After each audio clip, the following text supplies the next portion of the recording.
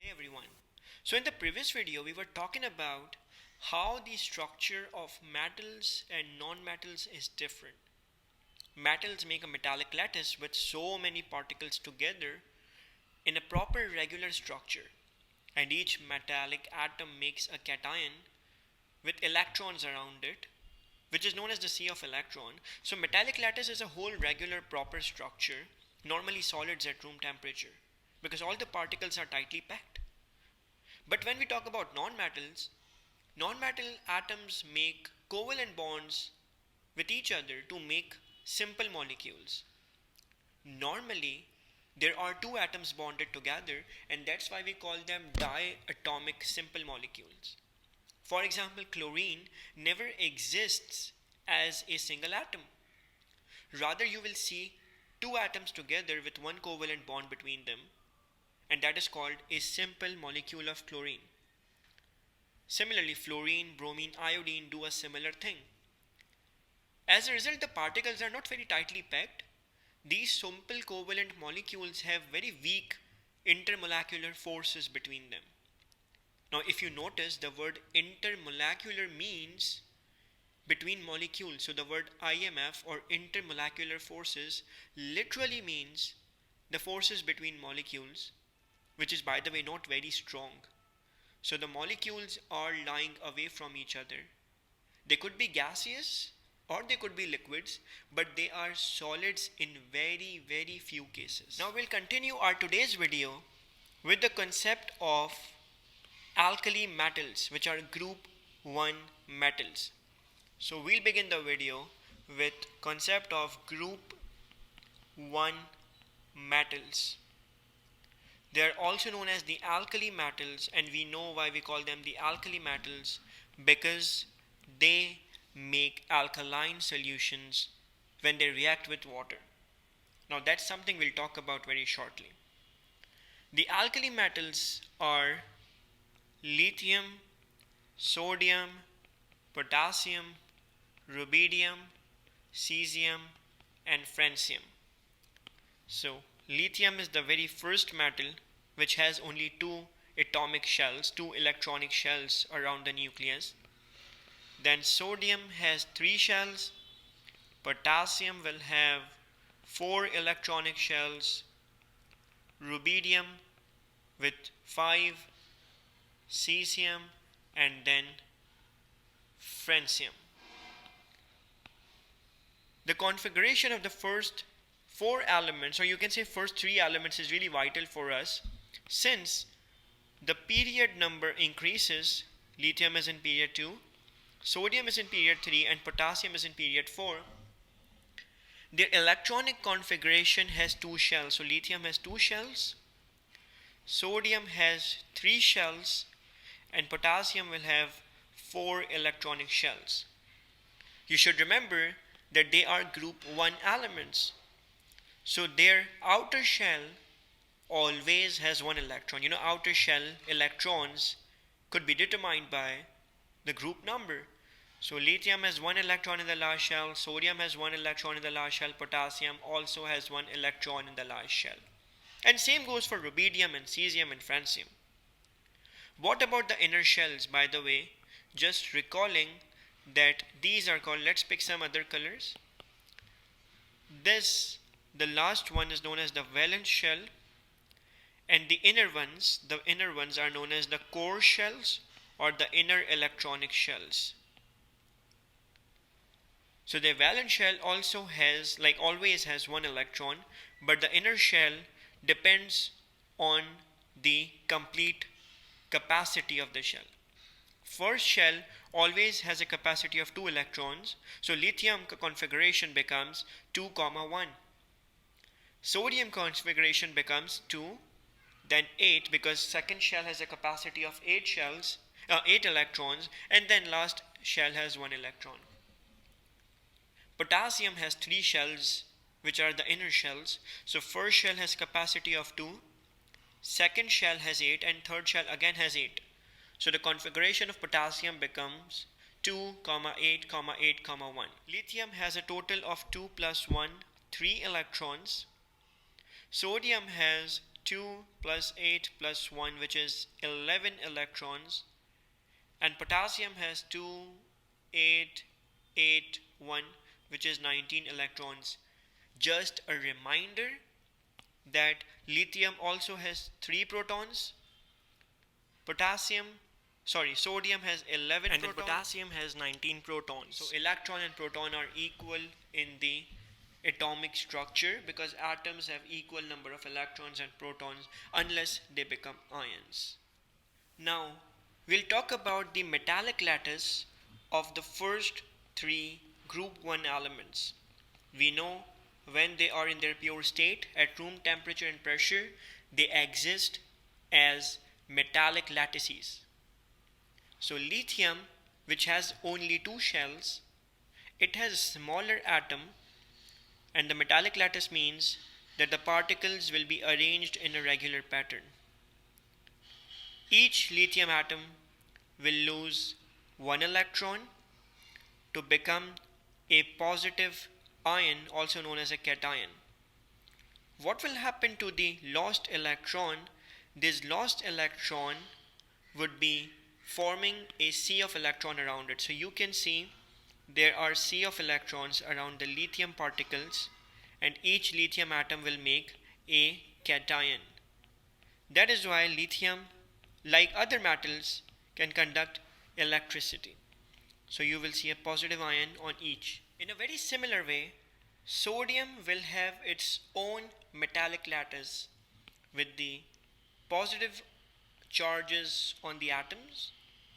You can see a lattice of cations and then sea of electron around the lattice, which is the mobile sea. Sodium ions would be bigger because sodium has more shells compared to lithium.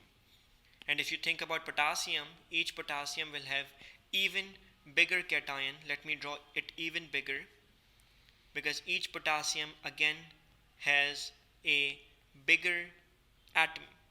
Why? Because there will be more shells in each particle. You can see this is the lattice of potassium here, again with the sea of electrons. So each of these metallic lattices can conduct electricity. They have electrostatic attractions here between the ions and between the mobile sea of electron. What I'm trying to show with the red pen here is the electrostatic attraction. Electrostatic attraction in the metallic lattice, which provides higher melting point. Now remember, if you remembered my last video, these metallic lattices of group 1, that's not very strong. So attractions are not really high. So the melting points will be, for lithium, the melting point is 180 degrees Celsius, which is pretty high. For sodium, it's 98 degrees Celsius. And for potassium, it's even lesser, which is 63 degrees Celsius. You can follow the pattern to see that rubidium would have even smaller melting point. For rubidium, by the way, the melting point is almost 39 degrees Celsius. For cesium, it's 28 degrees Celsius. For cesium, the melting point is 28 degrees Celsius. And you can then imagine for francium, it would be even lesser. So one thing we know here is melting point decreases down the group 1. From group 1, the melting point decreases. It becomes lesser and lesser. Right now we'll be talking about the chemical properties of group 1 metals. We'll talk about chemical properties of alkali metals, which are group 1 metals. Group 1. Remember that they always want to make a positive ion to make a compound. They always want to make a cation. So for example, lithium will always wish to make lithium positive ion by loss of electron. Sodium will always wish to make a sodium positive ion and lose an electron, while potassium will always make potassium ion to lose electron, and similarly rubidium and cesium will do a very similar kind of electron loss. Let's pick an example of lithium, sodium and potassium reacting with water molecule. Now we know one thing for sure, that water is a combination of H plus and OH minus ions. Water has H plus ions and OH minus ions.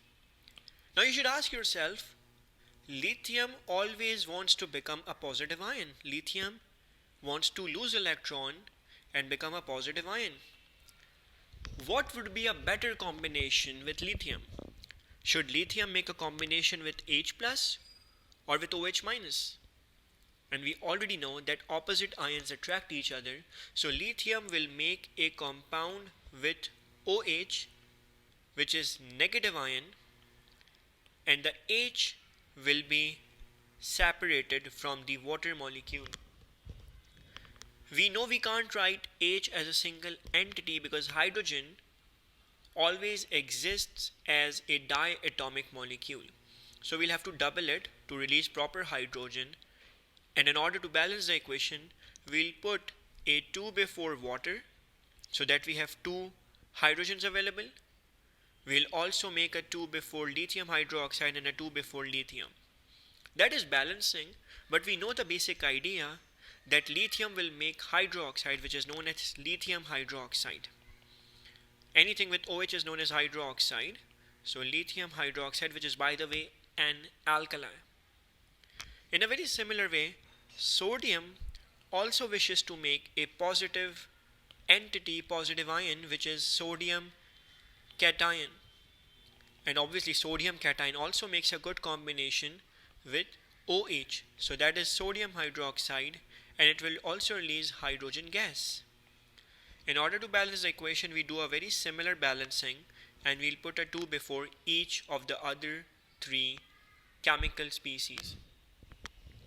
Potassium also makes potassium hydroxide, which is again an alkali. It is called KOH, and hydrogen gas will also be released in this case. So 2 potassium atoms will react with 2 water molecules to make 2 moles of potassium hydroxide. Let's write their names. Sodium hydroxide, which is again an alkali, and potassium hydroxide.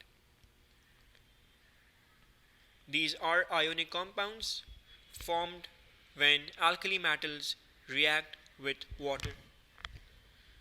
One thing we should note here is that the reaction of potassium is the most violent among the 3, because potassium is the most reactive among these 3. Why is that so? Because in group 1, the reactivity increases down the group. So the reactivity, the chemical reactivity increases down the group. So rubidium and cesium would be even more reactive. And that is why the reaction of lithium is fairly moderate. And when hydrogen gas releases, you will see fizzing, but the fizzing would be moderate, so you will see moderate fizzing. In case of sodium, it would be a violent, or you can say a quick reaction. You will see quick fizzing here, quicker fizzing of hydrogen. And in the case of potassium, you will see even more violent reaction, and you will see more quicker or even perhaps more violent fizzing. Using this trend, you can predict that rubidium and cesium would be even more reactive. So cesium would be perhaps even more violent or perhaps an explosive reaction. Also, one more thing we should notice here is the density of lithium, sodium, potassium is less than water. So all these 3 metals float on water while they react. These metals float on water as they react. Continuing on the idea of their chemical reactivity, now let's talk about their reaction with oxygen, or you can call it combustion, reaction with oxygen. When lithium, sodium, or potassium react with pure oxygen, they obviously make their oxides. What's an oxide? Oxide is any element making a compound with oxygen. It could be a metallic oxide or it could be a non-metal oxide. Now you can ask yourself, what would be the formula of lithium oxide? Always remember that lithium makes an ion with a positive charge on it. And what about oxygen? Oxygen, whenever oxygen makes a compound, it always wants to become a negative ion. Oxygen always makes a compound with a 2 minus ion because oxygen is more stable after gaining 2 electrons. And we call it oxide. Anything that has oxide basically means oxygen with a minus 2 ion in it. So when you talk about the chemical formula, oxygen will have a minus 2 ion on it. Let's write minus 2 here. Now that is not electrically balanced. So remember, in formula making, what do? We actually take this 2 of oxygen and we put a 2 here before lithium, and we take the 1 of lithium ion and we make it 1, or we never write 1 basically. There's no point in writing 1. So this is how we make chemical formula. This would be known as lithium oxide. Lithium oxide. In a very similar way, the formula of sodium oxide would be Na2O, because sodium and oxygen again have a very similar pattern of charges. Potassium oxide would be K2O, rubidium oxide would be Rb2O, and then cesium oxide would be Cs2O. This is how we can predict the chemical formula. So this is sodium oxide's chemical formula, and here you can see potassium oxide. Let's remove the ions for a while so that we can properly appreciate the equation. This is only one product. There is no other byproduct in such a case. But this equation doesn't seem balanced. You can notice that on the left side there are 2 oxygen atoms, but on the right side there is only 1 oxygen. That's not balanced. So what do? We can write a 2 before lithium oxide formula. Now it's balanced. But in such a way, now you can notice that there are 4 lithiums on the right side, so we should balance it by putting a 4 before lithium. In a very similar way, sodium oxide equation could also be balanced like this, with 4 sodium atoms and 2 sodium oxides. The equation of potassium oxide would also be balanced with 2 potassium oxides and 4 potassiums. Remember that the reaction of lithium would be moderate because lithium is not very reactive. Sodium would be a more violent reaction, or you can say quicker reaction. And when you talk about potassium, it would be even more violent. Perhaps rubidium and cesium would have a highly explosive reaction. These oxides, you should know, these are basic oxides. All these 3 are basic oxides. Let's write it here somewhere. They are basic oxides. They will dissolve in water. They will dissolve in water to make an alkaline solution,